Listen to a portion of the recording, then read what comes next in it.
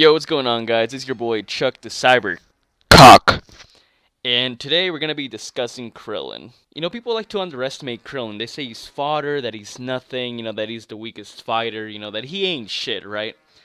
I mean, sure, he might look feeble, compared to Goku or Vegeta, but I mean, he's able to go up against Cell, Frieza, and even Boo. I mean, he knows he's outmatched, but he's still trying to fight. That's why he's a badass at heart. You can make fun of him all you want, bro. But if he walked right into GameStop and slapped your girlfriend's ass in front of you, there isn't shit you're gonna be able to do about it, man. You just aren't gonna be able to do shit, bro. Just take the L. And the question is, how strong would he be if he were a Saiyan warrior?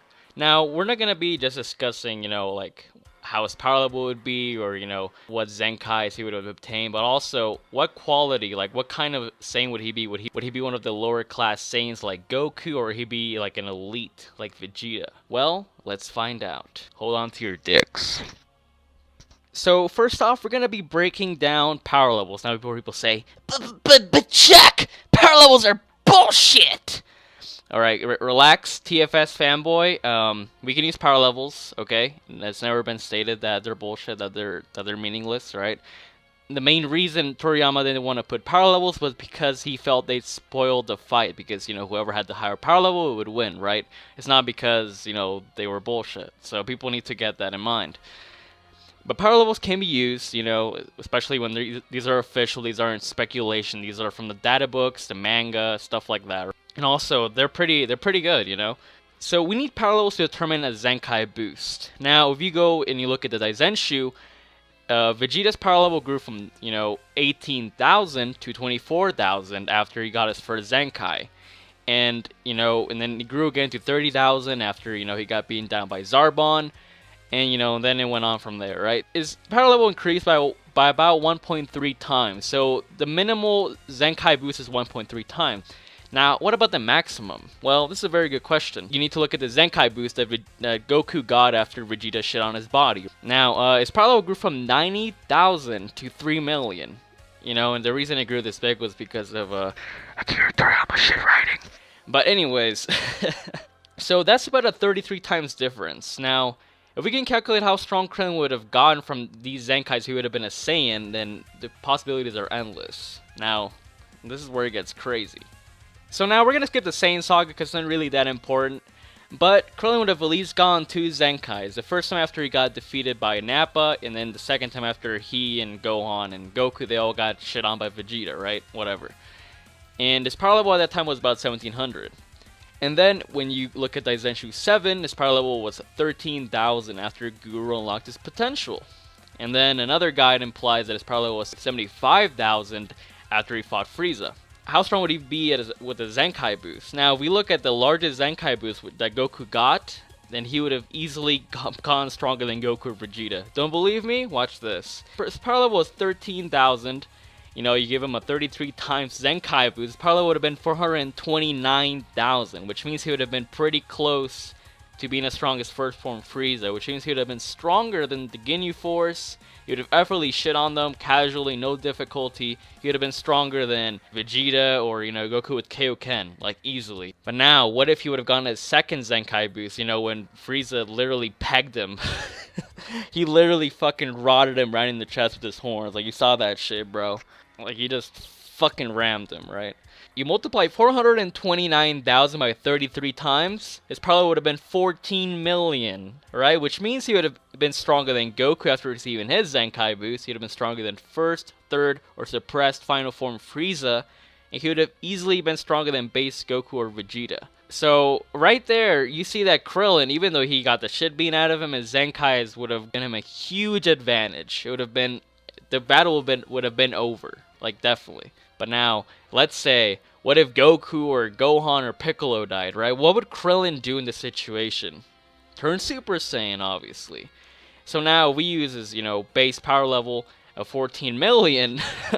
Let's just say, Frieza's gonna get shit stomped much harder. It would be like this bully just takes away this guy's lunch money. There's nothing he can do about it.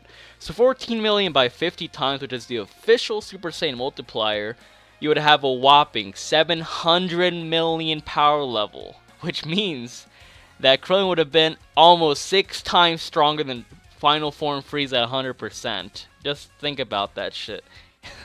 It's pretty crazy, right? This is just a quick walkthrough with the power levels, you know. So the point is, Krillin is pretty damn strong, right? If he would have gone the Zenkai Boost and the Super Saiyan on top of that, he would have easily shit-stomped Frieza and he would have been stronger than Goku or Vegeta. If he kept his training up, he would have easily been the strongest fighter in the series. But now, you know, we don't really need to touch up on the Cell or the Boost Saga or even Super, because in the Boost Saga, you know, he barely does shit. You know, he gets killed by Majin Buu, and Super he like doesn't train that much until until like the later arcs. But in the Cell Saga, he would have at least gone to Zenkais. You know, the first time when Cell's examining and masturbating over his new body, and has a really, really strange moment. You should feel lucky. He's the first one to be touched by my perfect body. And the second time after he got beaten down by the Cell Juniors. But Krillin would have, you know, possibly trained in the hyperbolic time chamber and obtained a set of Super Saiyan and, you know, Ultra Super Saiyan, whatever you want to call, you know, Super Saiyan grade, 2 and 3, maybe even Super Saiyan grade 4. Right? That would have been crazy, you know, Master Super Saiyan Krillin. So what I'm trying to tell you guys here is that if Krillin would have kept his training up, you know, he would have trained hard alongside Goku and Vegeta, he would have retained that ability the Saiyans have to get stronger after every fight, and, you know, this, you know, much better, like, physiology, then he would have easily been the strongest fighter, and he would have possibly even, like, rivaled, if not become stronger than Gohan himself, which is pretty crazy, right? Although it is kind of questionable because Gohan does have his Rage Boost, which, you know, gives him an advantage. But anyways, let's move on to the other topics at hand. Now, this is a really good argument. If Krillin was a Saiyan, he would have possibly never even needed Zenkai Boost during the Namek Saga in the first place, because he would have been much stronger than before. If he would have gone a Zenkai Boost, you know, after being defeated by Nappa and Vegeta, that would have helped him tremendously in the Namek Saga. He'd have possibly been able to defeat, you know, Dory and Zarbon, and just think about it, he would have been able to do that before getting his Elder potential unlocked. And that heavily increases power level. Now, if he would have gone that, he would have possibly defeated the Ginyu Force. Now, however, even if he would have been strong enough to defeat these guys without Zenkai Boost, without getting beat down, he would have still needed, like, some sort of plotting stupidity bullshit that Toriyama likes to do to defeat Frieza, because even after all these characters got these insane Zenkai boosts, you know, looking at Goku and looking at Kaioken and all that stuff, they were still weaker than Frieza. So Krillin would have definitely still needed, like, you know, a larger Zenkai boost or Super Saiyan to overcome Frieza. You know, people say, oh, Krillin's fucking nothing, he's weak. But you guys need to keep in mind, when he was young, when he was still training alongside Goku, he was pretty much relativistic to him. They were pretty much near equal in training. And when Goku was still, you know, a kid or, you know, a teenager, they were still pretty close in power. They were pretty much rivals, right? And it wasn't until, you know, Goku obtained his Ultra Divine Water and he defeated King Piccolo, that's when Goku was really starting to really step up above Krillin. But, you know, in the early arcs of Dragon Ball, they were still pretty much equal. So if Krillin, even before all his crazy training, was able to, you know, pretty much be equal to a fodder Saiyan that was Goku, with a Saiyan, just imagine his potential. He'd have easily been above a lower class warrior.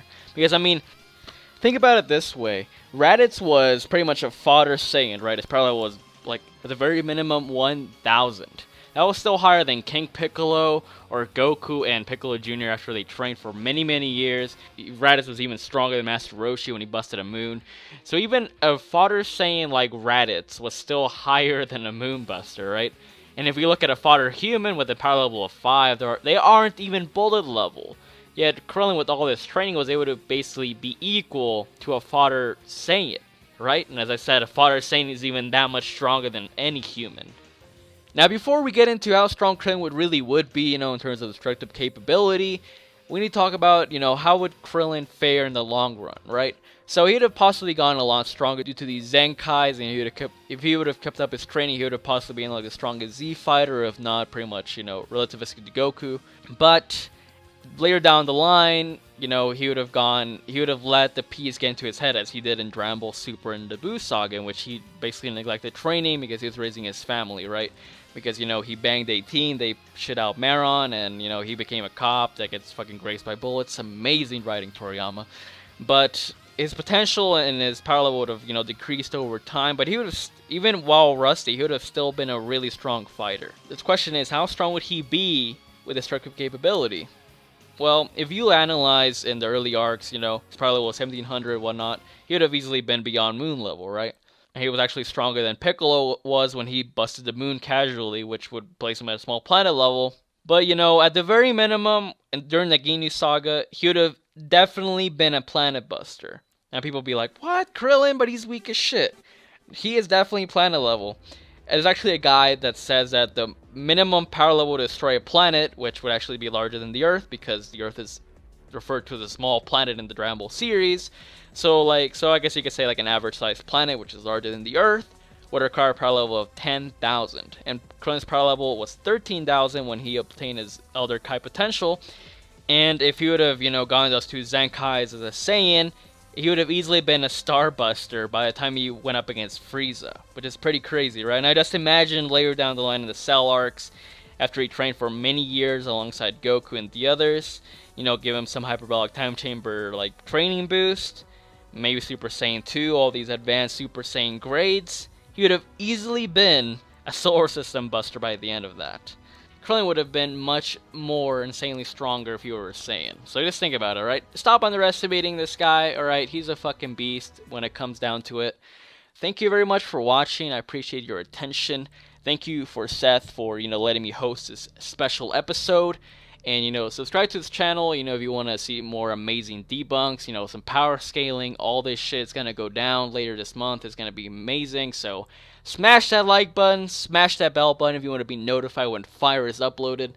But other than that, thank you very much and peace out. Your daddy is signing off. My name is Jeff.